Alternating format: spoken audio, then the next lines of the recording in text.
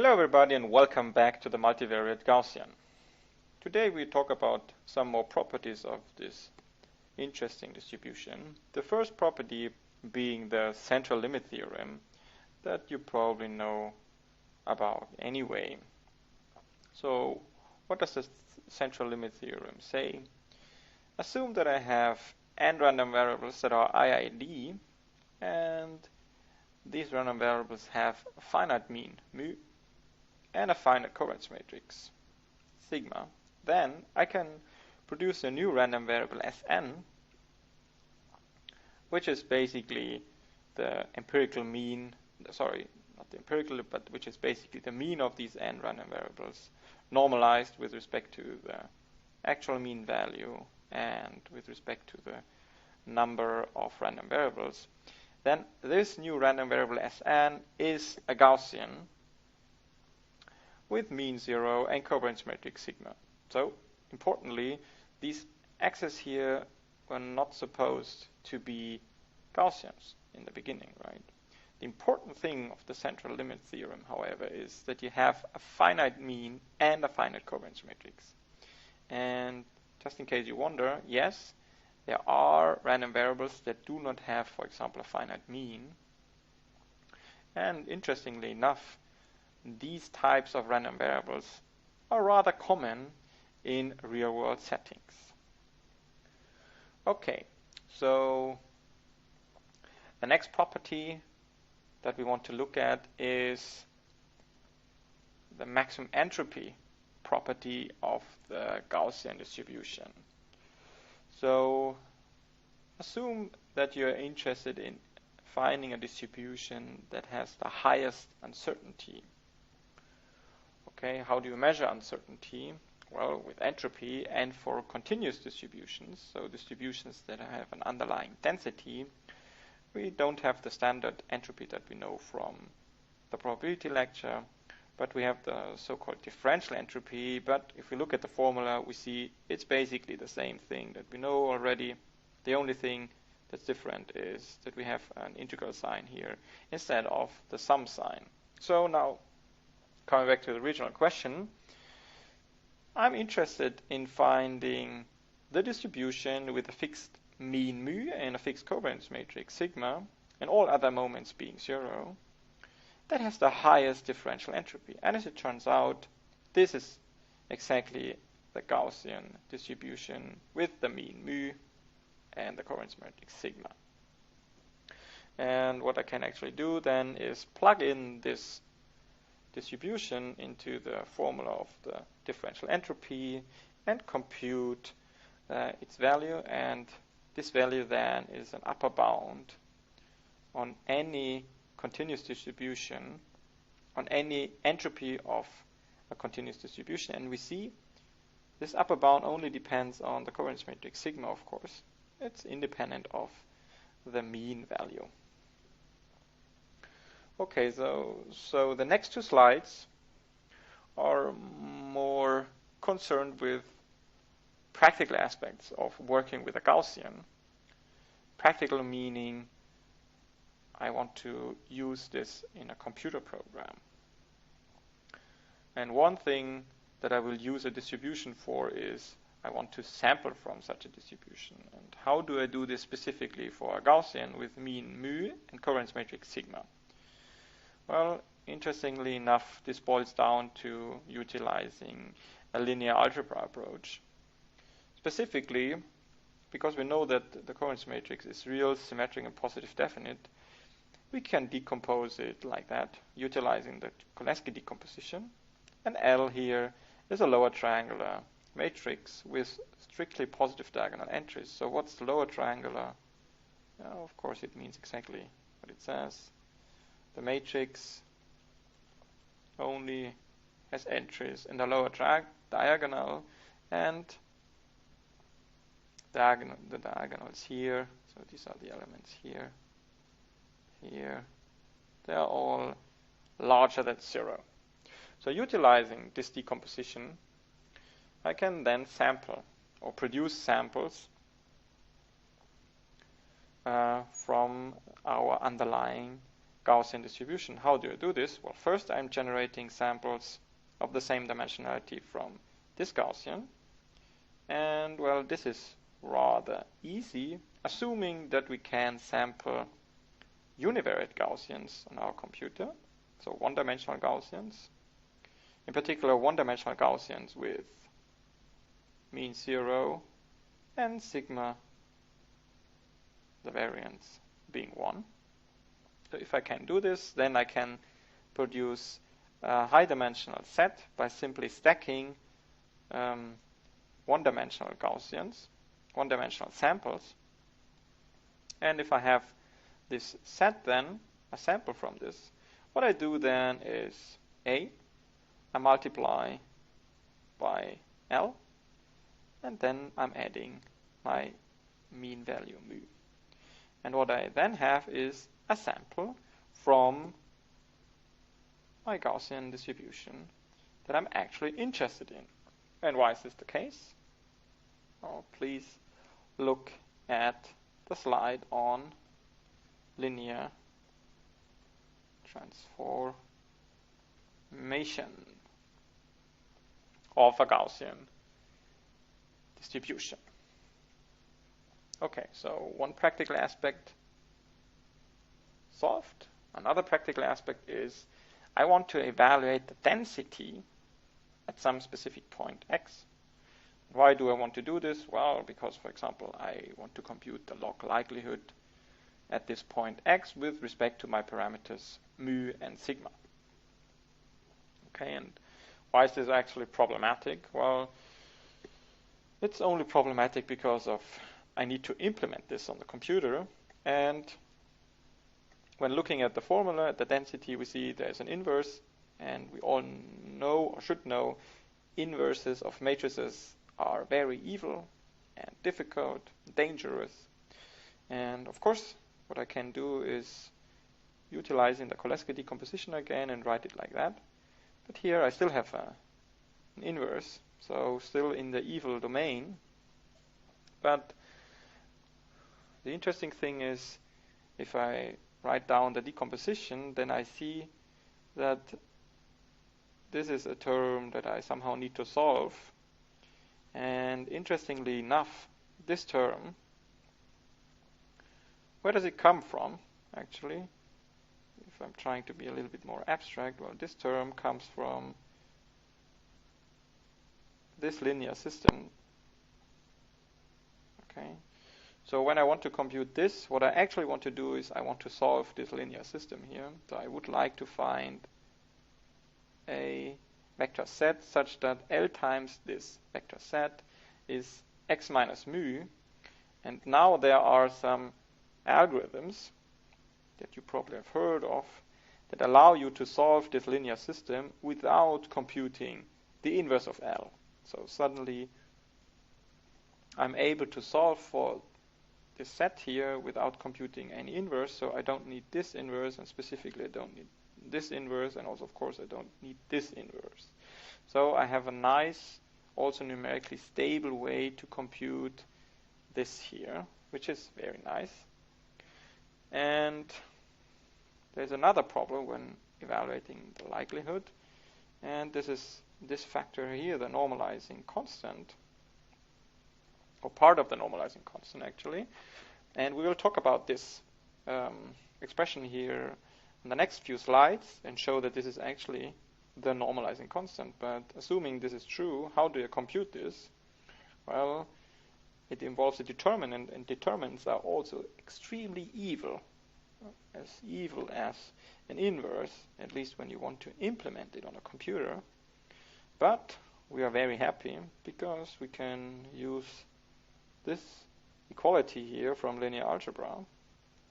So we know there is this decomposition, and then we know that the decomposition can be also utilized to compute the determinant. So the determinant of the covariance matrix is the product of the determinants of these triangular, lower triangular matrices. And because they are lower triangular, so the determinant of a lower triangular matrix is actually simply the product of its diagonal elements. So utilizing this fact here, we are coming to this expression here.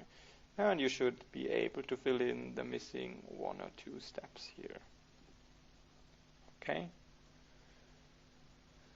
So now to the normalizing factor. So what we assume is true, and we don't try to prove this because it's difficult, is for a univariate Gaussian, we know that the integral, so the normalizing constant is this. Okay? So you probably know that to solve this integral, this is not doable with elementary calculus, so you need a little bit more advanced knowledge of analysis. But assuming that this is true, can we extend this to the multivariate case without doing too much calculus? And actually it turns out what we need to do is a little bit of linear algebra, but nothing else. Okay, so to get on the way, we start again from our eigendecomposition, and we write down the unnormalized probability density function. And of course, now what we want to do is, what's the integral of this unnormalized density function? And so we are here, and what can we do now? As it turns out, we're basically doing the same thing that we did when we were looking at the ellipse of a 2D Gaussian. We're doing a change of variable, so we're going from the variable x to the variable y by this transformation here. So this is the orthonormal matrix from the eigendecomposition. And when you're doing a change of variable under the integral sign, you have to accommodate for the change of volume. So this is happening here. And when you evaluate this determinant of the Jacobian, it turns out it's the determinant of u. And we are very happy, we are very lucky, and also happy, of course, because the determinant of an orthonormal matrix here, that's 1. So we can leave it out. And if we plug in this decomposition and do a little bit of algebra, basically the same steps that we did with the ellipse derivation, then we are getting to this expression here. Okay, so suddenly this expression looks a little bit more compact than the original unnormalized density function. Now, why is this helpful? Well, so from here we are continuing. This is the same thing. And what we can do now is we can smuggle in the integral sign. And what does it change? Well, you see here we are still integrating over a complete vector, but smuggling in the integral sign, suddenly we only need to integrate over the single dimensions. Okay, so going from a difficult integral over vectors, we end up as the product of an integral over single dimensions. And now we are at the beginning of our derivation, where we said, okay, we assume that a univariate integral, we know what the normalizing constant is, and we have here a univariate integral of a univariate Gaussian. Right, so this Gaussian is of this type, so it has mean 0, and it has variance square root of the ith eigenvalue. Okay, and so we plug it in, and we get out the product of the univariate normalizing constants. And this then can be reshaped, and we are going back to the full covariance matrix. So what are we doing here? We are utilizing the fact that the determinant of a real symmetric positive definite matrix is nothing else than the product of its eigenvalues. So utilizing this fact, you can get from here to here. And you should be able, and you should actually do this on your own. So these are 1 or 2 algebra steps, I would say. Okay, so there's an interesting fact or observation out of this derivation here. Assuming that the covariance matrix is diagonal, this transformation here is not necessary, okay? Because we already have a diagonal form, and when we have a diagonal form, it means that suddenly the multivariate Gaussian distribution decomposes into a product of univariate distributions. And what does this mean in words? It means if components are uncorrelated for a Gaussian, then these components are actually independent. So independent in a probabilistic way. And usually you have only the opposite, right? So of course independence is much more stronger than correlation. Okay, so the last property for this video that we are interested in is what's happening if I'm multiplying two Gaussian probability density functions. So importantly, we are talking about multiplying density functions. We are not talking about multiplying two Gaussian random variables. So what we actually want to do is product of this density times the product of this density. And as it turns out, it's a pretty important operation that we constantly need later on. But it also turns out this is not an easy task if we have this specific form of writing a density, the so-called moment parameterization. Moment parameterization because we are utilizing the mean and the covariance matrix, which are moments of a distribution. And to be able to solve this product question a little bit more easily, we are changing into a different parameterization, which is called the natural or canonical parameterization. And, well, basically means multiplying out this form here and trying to write it in a different way. And, well, if you multiply these things out, then you see you can write it like that with a new matrix A, which is basically the inverse here.